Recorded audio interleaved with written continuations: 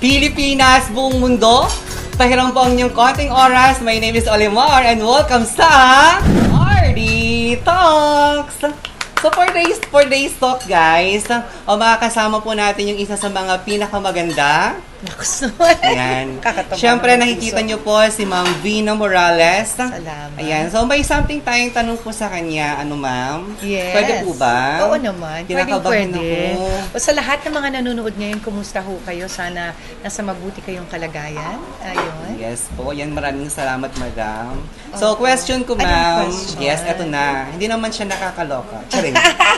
Opo. Bakit sa dinami-dami po ng mga party list ma'am, bakit po ang ipatupad number 11 po ang inyong sinuportahan? Unang-una, naniniwala ako kay Miss Venus Emperado. At saka Bisaya din siya. Marunong siya mag-Bisaya eh. Pero marami ho siya talagang, katulad nandito tayo sa Bicol, di ba?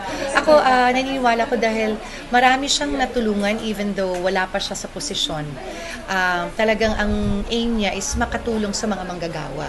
At isa na ako doon. Tayo, di ba? Tayo yung mga nagtatrabaho.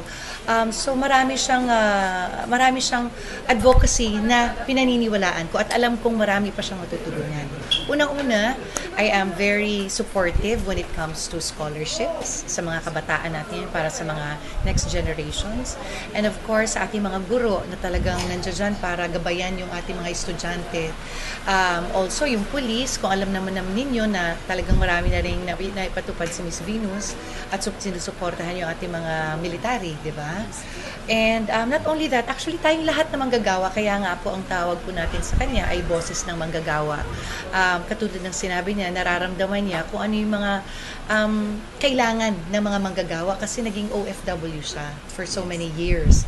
So, para sa akin, alam kong marami siyang matutulungan and kaya nandito ako para sumuporta sa kanya. And like what I've said, malapit na ang ating halalan. Naku, ilang tulugan na lang. I'm sure si Miss Venus hindi na masyado nakakatulog.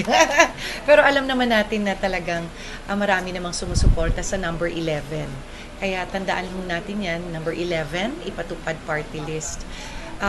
I just want to remind them also kasi minsan, yung iba kasi diba, syempre hindi tayo masyado pamilyar sa party list. Kailangan nga dapat unahin nila kasi napakarami na party list, 156. Yes. Minsan nagdadalawa yung boto, 3 boto. Pag nangyari po yun, invalid po. Sayang ho yung boto ninyo. So mas mabuting iisa lang talaga. So tandaan ho, number 11 lang. Yes po. Yun, narinig po natin mga ka-reload ha.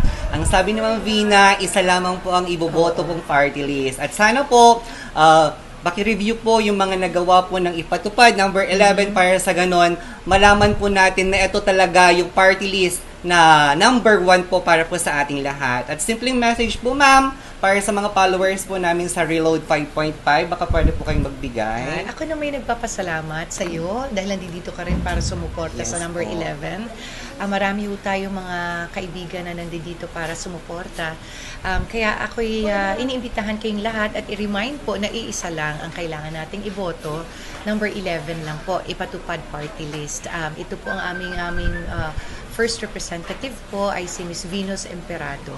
Alam ko kung may mga pangako po ay naitupad na niya at kailangan pa niyang ipatupad. Kaya kailangan mapasok po tayo ang ating party list na number 11, ipatupad party list. Ayan. So maraming salamat Ma'am Vina Morales. Medyo nanginginig po kasi first time ko lang makausap si Madam. So yun nga, mga ka-reload, dito na po nagtatapos ang maiksing pag-uusap natin kay Ma'am Vina Morales. Salamat sa mga taga-ka-reload.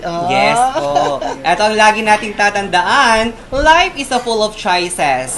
Choice mo maging masamang tao, choice mo din maging mabuting tao. Pero mo laging tatandaan at laging pipiliin ang maging mabuting tao. At dito na po nagtatapos ang RD Talks!